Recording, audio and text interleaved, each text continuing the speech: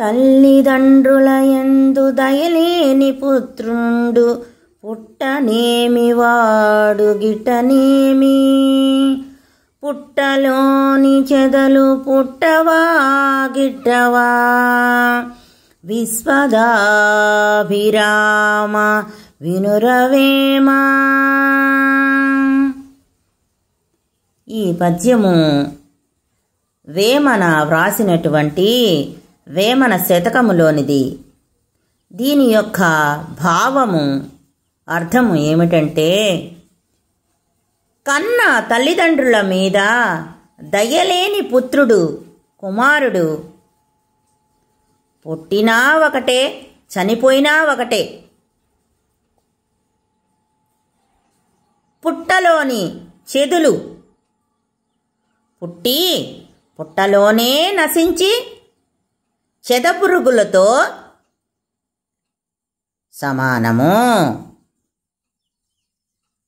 పుట్టలోనే పుడతాయట, పుట్టలోనే నశించిపోతాయట.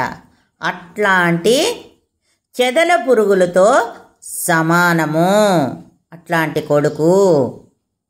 ఇక్కడ వేమన తల్లిదండ్రుల పట్ల ప్రేమ దయ లేని వారి జీవితము వ్యర్థమని, వారు సమాజానికి ఏ మాత్రం ఉపయోగపడరని ఈ పద్యం యొక్క విశిష్టతను తెలుపుతున్నాడు.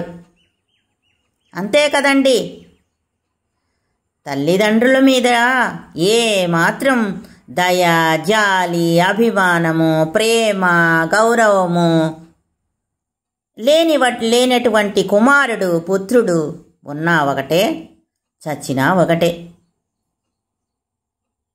ఆ పుట్టలోనే పుట్టి అందులోనే చచ్చిపోయే చెదల పురుగుల వంటి వాటితో సమానము.